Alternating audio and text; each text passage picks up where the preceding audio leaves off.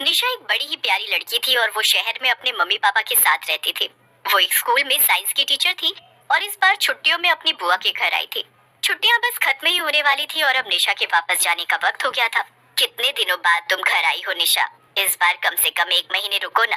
अरे नहीं नहीं बुआ जी, छुट्टियां बस हफ्ते भर की थी, लेकिन आप फिक्र मत करिए, अगली बार मैं इससे भी ज्यादा दिन के लिए आऊंगी। निशा की बुआ का एक बेटा था जो कि निशा से बड़ा था। उसका नाम था हरी।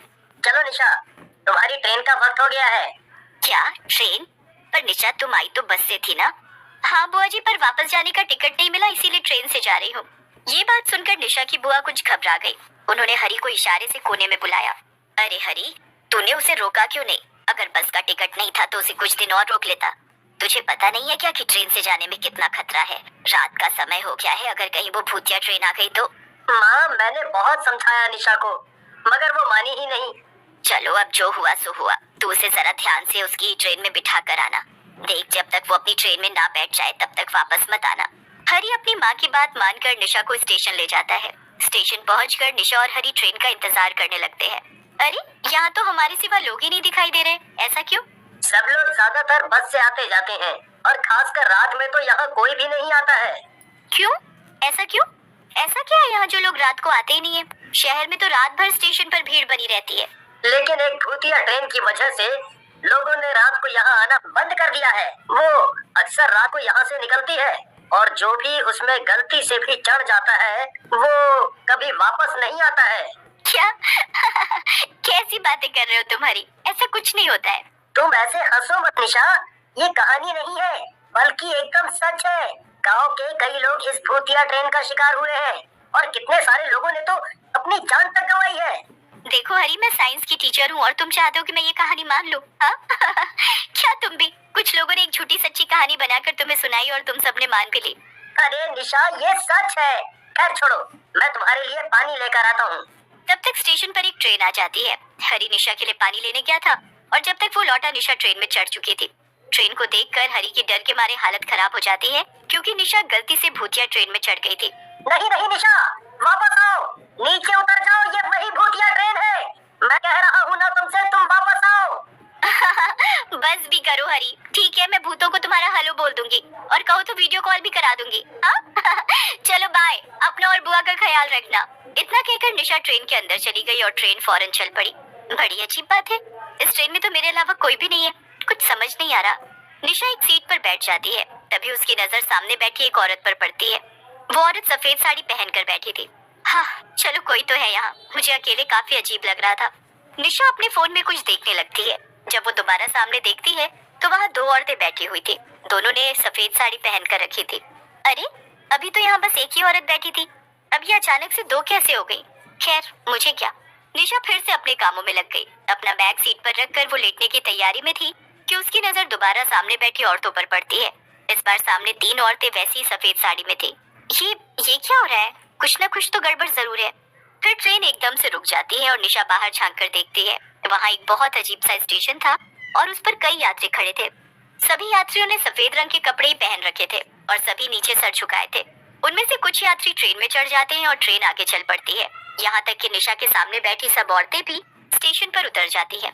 पता नहीं क्यों, मगर ये ट्रेन और इसके यात्री दोनों ही बहुत अजीब लग रहे हैं। निशा ध्यान देती है कि ट्रेन में बैठे सभी यात्रियों के पैर उल्टे थे। ये तो सच में एक भूतिया ट्रेन है। अब मैं क्या करूं? इससे कैसे बाहर जाऊं मैं? निशा ध्यान देती है कि ट्रेन दोबारा एक स्टेशन पर रुकती है और वो भी ठीक 15 मिनट बाद। उस स्टेशन से वापस कुछ यात्री ट्रेन में चढ़ते हैं। ये ट्रेन हर 15 मिनट पर रुक रही है। मेरे पास बस यही एक मौका है बचकर भागने का। निशा चुपचाप बैठ जाती है और अगला स्टेशन आने का इंतजार करने लगती है। तभी एक डरावनी चुड़ैल निशा के ठीक सामने बैठ जाती है। वो निशा को घूर घूर कर देखने लगती है। और ये तो मुझे ही घूर रही है। मैं कैसे निकलूं अब इस ट्रेन से बाहर? निशा काफी देर तक वहीं बैठी रहती है, क्योंकि बाहर जाने के लिए उसे कोई तरीका समझ में नहीं आता। तभी उसमें से एक भूत हवा में उड़ने लगता है और बाकी भूत भी अजीब तरह से हिलने लगते हैं। निशा को अब बहुत डर लग रहा था। निशा जोर से चिल्लाती है, बचाओ! तभी ट्रेन फिर से एक स्टेशन पर रुकती है। निशा बाहर देखती है तो हैरान हो जाती है। उसका भाई हरी स्टेशन पर खड़ा था। कुछ भूत भी थे जो ट्रेन में चढ़ रहे थे। हरी ने एकदम भूतों जैसा भेष बना रखा था ताकि कोई उसे पहचान न सके। वो भी ट्रेन में चढ़ गया और निशा के पास आकर बैठ गया। निशा, तुम बिल्कुल फिक्र मत करो, मैं तुम्हें बचाने आया हूँ। हरी, तुम्हें यहाँ नहीं आना चाहिए था। यहाँ हर तरफ केवल भूत प्रेत और आत्माएं हैं। मुझे कुछ समझ नहीं आ रहा कि हम यहाँ से कैसे निकलेंगे। निशा, हम इस रास्ते से तो कभी इस ट्रेन से नहीं उतर सकते हैं। मैंने इस ट्रेन के बारे में बहुत खोज की है, क्योंकि गांव के कई लोग इसी ट्रेन की वजह से मारे गए हैं। मैं सालों से इस ट्रेन के राज के बारे में पढ़ रहा था, ताकि आगे मैं किसी को भी इसमें आके मरने ना दूं। लेकिन मैंने ये नहीं सोचा था कि मैं खुद इसमें फंस जाऊंगा। निशा ध्यान से हरी की सभी बातों को सुन रही थी। निशा, हमें अगर इस ट्रेन से बाहर जाना है तो हमें इंजन की तरफ जाना होगा, जहाँ पे इस ट्रेन का ड्राइवर बैठा है। वहीं से हम इस ट्रेन को रोक सकते हैं। लेकिन मुझे बहुत डर लग रहा है हरी। मैं जानता हूँ निशा, लेकिन अगर हम यहाँ रुके तो वैसे भी मारे ही जाएंगे। इसीलिए हमें अपनी जान बचाने की कम से कम एक कोशिश तो करनी ही पड़ेगी ना। चलो। फिर निशा और हरी दोनों अपनी सीट से उठ जाते हैं, लेकिन सभी आत्माएं उन्हें घूरने लगती हैं। निशा और हरी फिर से अपनी सीट पर बैठ जाते हैं। निशा, वो देखो, तुम्हारे बगल में ट्रेन की लाइट का बटन है, उसे दबाओ। तभी आत्माएं हमें जाते हुए नहीं देख पाएंगी। ऐसे तो ये हमें यहाँ से जाने नहीं देंगी। निशा बटन दबा देती है और पूरी ट्रेन में अंधेरा छा जाता है। फिर निशा और हरी धीरे धीरे आगे बढ़ते हैं। निशा आगे जाती है और वो उस डब्बे का दरवाजा खोलने की कोशिश करती है। हरी हरी, ये दरवाजा तो खुल ही नहीं रहा है। हरी जोर से दरवाजे को धक्का मारता है और दरवाजा खुल जाता है। अंदर दो ड्राइवर भूत बैठे हुए थे, जो कि ट्रेन को चला रहे थे। वो निशा और हरी को गुस्से से घूरते हैं और उन्हें मारने के लिए दौड़ पड़ते हैं। हरी जोर से चिल्लाता है, निशा, मैं इनसे निपट रहा हूँ। तुम जाओ, जल्दी से जाओ और जाके ट्रेन को रोको। लेकिन हरी, मैं तुम्हें अकेले कैसे छोड़ दूं? इतना वक्त नहीं है निशा, जाओ, जल्दी जाओ। दोनों भूत हरी पर हमला कर देते हैं, लेकिन निशा जल्दी से वहाँ से बचकर भागती है। वो सीधा ड्राइवर की सीट के पास जाती है, लेकिन उसे वहाँ कुछ भी समझ में नहीं आता है। वहीं दूसरी तरफ हरी किसी तरह उन भूतों से लड़ रहा था और खुद को बचा रहा था। हरी, मुझे यहाँ कुछ भी समझ में नहीं आ रहा है, मैं क्या करूँ? ज्यादा कुछ मत सोचो निशा, बस वहाँ एक लाल कलर का बटन होगा, उसे दबाओ। ट्रेन अपने आप रुक जाएगी।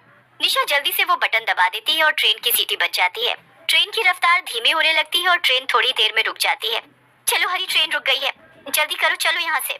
निशा, मैं कोशिश कर रहा हूँ, लेकिन इन भूतों ने मुझे पकड़ रखा है। मैं क्या करूँ? तुम मेरा इंतजार मत करो, तुम जल्दी भागो यहाँ से। नहीं हरी, मैं तुम्हें यहाँ अकेला छोड़कर बिल्कुल नहीं जाऊंगी। निशा देखती है कि ड्राइवर की सीट के पास एक टूल बॉक्स रखा हुआ था। वो उस टूल बॉक्स को उठाकर भूतों के सर पर मारती है और भूत हरी को छोड़ देते हैं। हरी और निशा जल्दी से ट्रेन से कूद जाते हैं। भागो हरी, जल्दी भागो। नहीं निशा, अब डरने की कोई बात नहीं है। क्या मतलब? निशा, ये भूत इस ट्रेन से बाहर नहीं आ सकते हैं। इनकी आत्मा इसी ट्रेन में कैद है। अब बाहर हम एकदम सुरक्षित हैं। निशा और हरी ट्रेन से बाहर निकलकर चैन की सांस लेते हैं। फिर वो अपने घर वापस चले जाते हैं और सबको भूतिया ट्रेन के बारे में बताते हैं। लोगों का मानना था कि वो ट्रेन अक्सर उस स्टेशन से गुजरती थी, लेकिन उस दिन के बाद से कोई भी उस स्टेशन के आसपास भी नहीं गया।